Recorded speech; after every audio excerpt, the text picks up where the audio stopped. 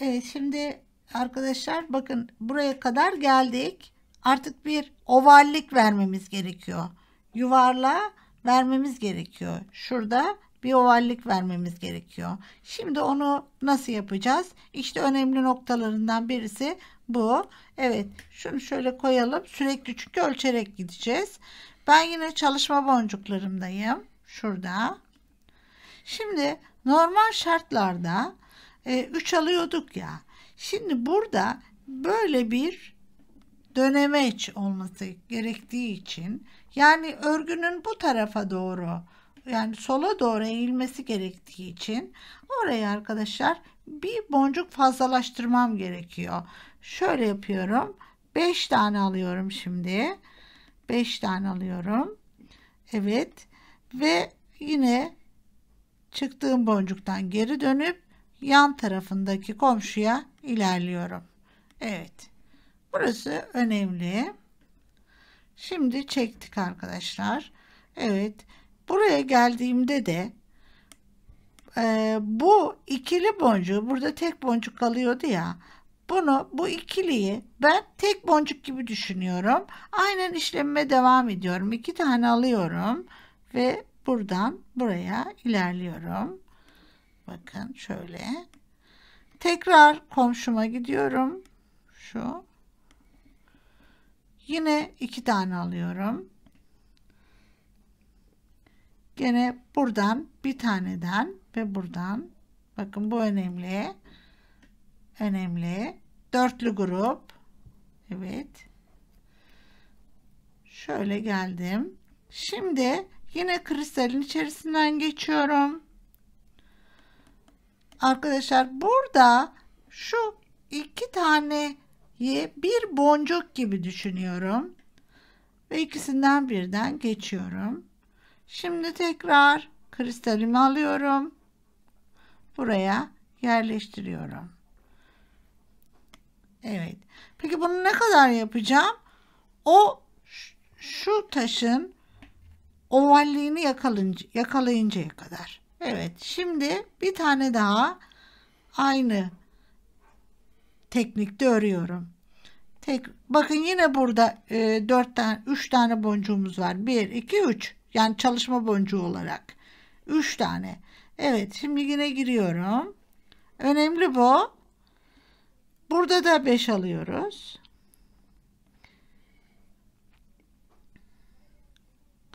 5 alıyoruz. 5'i aldık. Çıktığımız boncuktan geri döndük. Komşuya gittik. Evet. 5 aldık. Çıktığımızdan geri döndük. Şimdi buraya geldik. 2 alıyoruz arkadaşlar. Bundan sonra sistem aynı. Sadece şuradaki 2 boncuğu tek boncuk gibi düşünüyorum ve çıktığımdan da geri dönüyorum. Evet. Şimdi hemen komşuya geldim. 2 tane alıyorum. Bu şuradan ve buradan. Evet. Giriyorum. Şimdi yine kristalin içinden çıkıyorum. Şuradan yukarı çıkıyorum. Kristalimizi yerleştiriyorum.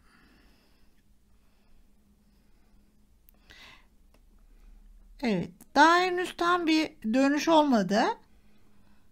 Ama yine de bir şöyle bakalım. Siz tabi elinizdeki taşlara göre bakacaksınız onu. Bakın şöyle. Daha tam dönüş olmadı. Bu böyle duracak. Eğilmeye başladı. Evet. Eğilmeye başladı. Tekrar yapalım. Burada yine 1, 2, 3 çalışma boncuğumuz var. Yine 5 tane alıyoruz. 5 tane alıyoruz. Çıktığımızdan geri dönüp komşumuza geçiyoruz. çekiyorum. Evet. Şimdi 2 tane alıyorum. Bu 2 taneyi bir gibi düşünüyorum. Çıktığıma da girdim. Burada beşli grup oluyor. Evet. Tekrar şuradan yandaki komşuya gidiyorum. Evet. Şimdi 2 alıyorum. Yine bakın bu bir taneyi bırakacaksınız. Zaman diyeyim. Şöyle buraya. Tekrar. Buradan çıkıyorum. Şuradan çıkıyorum. Kristalimizi bakın dönüyor. Görüyor musunuz? Evet.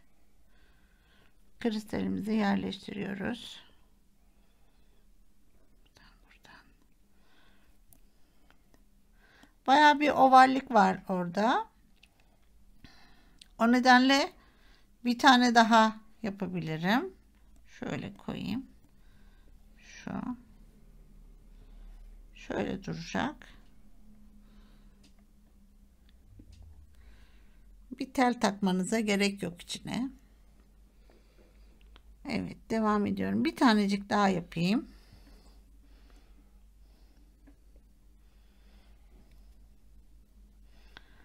Evet. 5 tane alıyorum. Ve çıktığımı ve yandakine tekrar şimdi burada 2 alıyoruz. 2'den 2'yi tek gibi düşünüyoruz. Beşli grup komşuya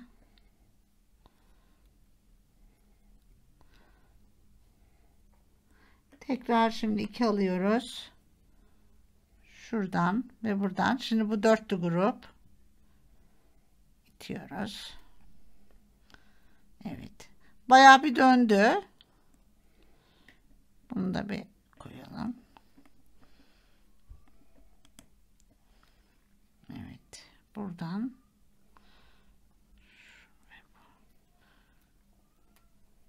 tekrar 2'den yukarı çalışma boncuklarımıza geliyoruz. Şimdi bu şu şekilde oldu arkadaşlar. Bakın. Böyle buraya girecek. Böyle girecek.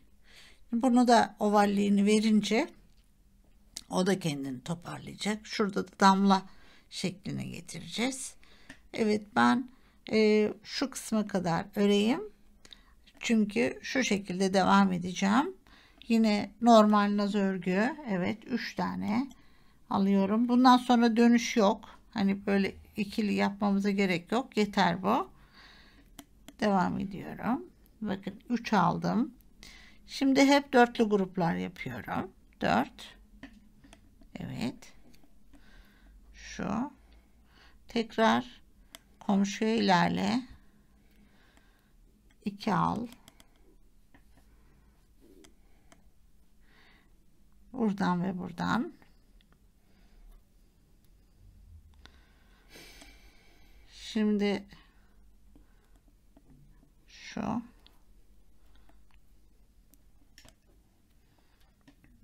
Normal. Buradan. Bu şekilde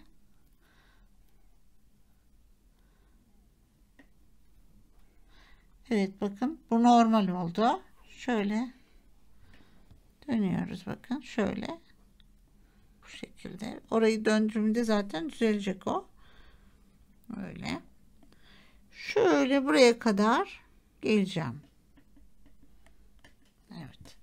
Normal naz öreceğim. Misinem bitti. Onu nasıl yok edeceğim onu göstereceğim arkadaşlar. Çünkü yok ettiğiniz zaman sizler değişik yollardan gidiyorsunuz ve kasıyor ve taş tam olarak oturmuyor. O nedenle benim gibi yaparsanız taşınız daha kolay oturur. Bakın bu şu şekilde. Evet, yani artık taşın çevresinin şeklini almaya başladı. Şimdi şöyle normal bir nazo yaptım. Bitti. Yolundan gidiyorum. Yine şöyle aşağı doğru ineceğim. Bakın böyle gitmiyorum dümdüz. Yani sizin yaptığınız gibi böyle gitmiyorum. Şöyle gitmiyorum. Ne yapıyoruz? Buradan tekrar şuraya. Tekrar buraya. Bir müddet ilerliyorum böyle. Bir de çalışmayacağım bir alanda. Yani ben çünkü ne yapacağımı bildiğim için düğüm yapıp bırakıyorum. Örneğin buradayım şimdi. Şuradan ineceğim. Bakın bu sefer şu alt tarafına şuraya giriyorum. Şimdi şu alt tarafına arkadaşlar daha sonra ben hepsi bittikten sonra yarım küp örgü öreceğim. Yani kristalsiz örgü. Buraya yarım küp örgü öreceğim. O nedenle bu boncuklar bana lazım. Öyle bir yere düğümü koymalıyım ki bana engel olmasın. Şimdi bu boncuklar lazımsa şu arada bir yere şuraya örneğin koyabilirim düğümümü. Şuradan içinden geçirip zaten bir müddette yürümüştüm. Buradan bir tanecik daha atabilirim. Şuradan. Onu hep düşünerek hani bu boncuk bana lazım mı? Olacak mı? Hani ona göre düğüm atın. Burası da zaten taşın iç bölgesinde kalacak. Bakın şöyle. Taşın iç bölgesinde kalacak. O nedenle dışarıdan da gözükmeyecek. Şimdi buradan bunu kesebiliriz. Şöyle kesebiliriz. Evet. Şimdi buraya düğüm atıp yani normal bir misina ekleyip devam edeceğiz. O eklemeyi de göstereceğim size ama şimdilik bu tarafımda şu tarafımda dönüşleri yapacağım. Şuradaki dönüşleri yapacağım. Çünkü misinam var burada. Kesmemiştik ya. O misinayla buradaki dönüşleri yapacağım. Evet.